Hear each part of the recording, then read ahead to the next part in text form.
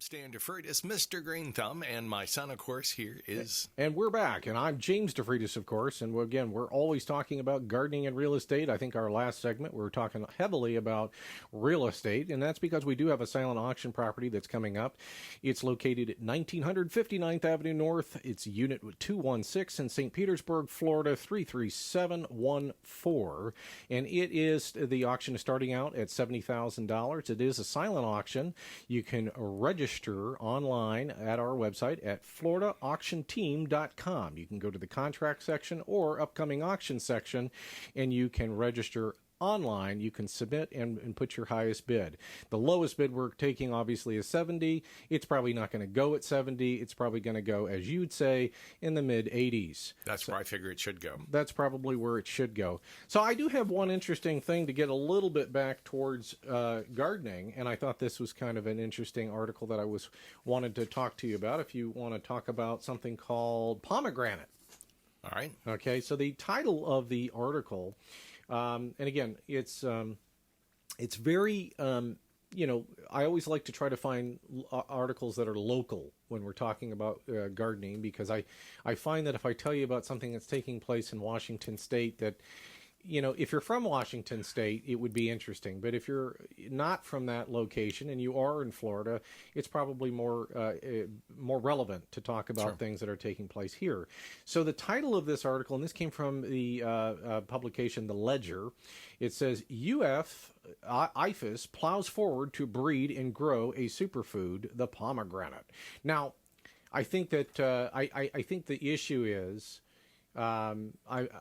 it's not that I think pomegranates being grown in Florida are all that new, right? I mean, they've been grown here for a while. They've been grown here for a long time.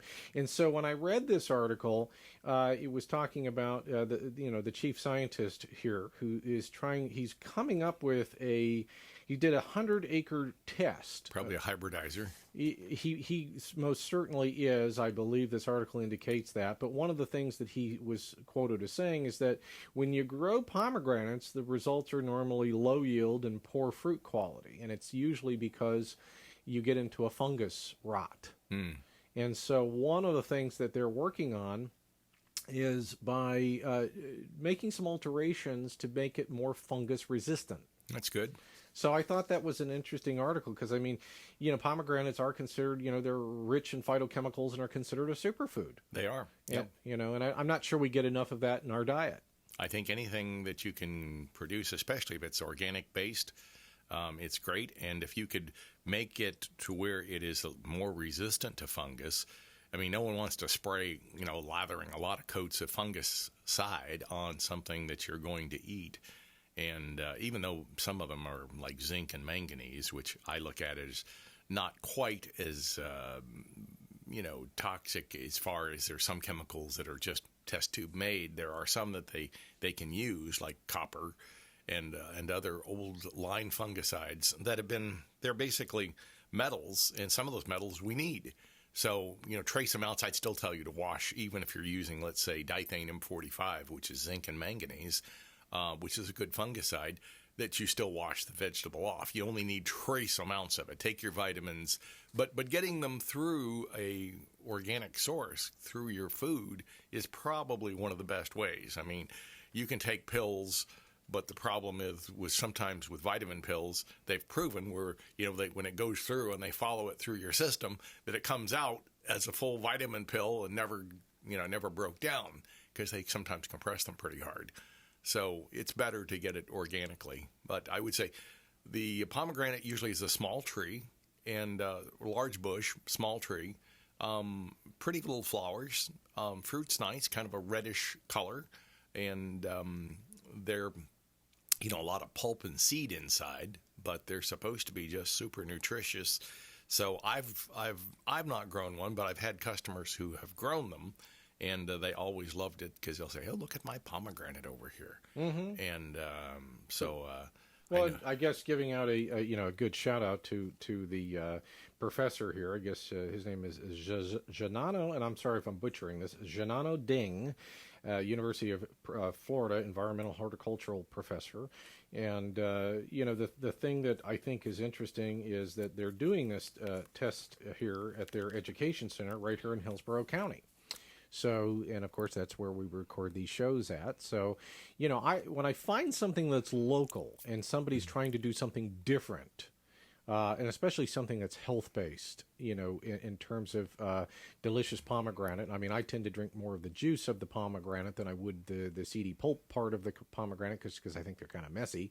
But I know that they're healthy.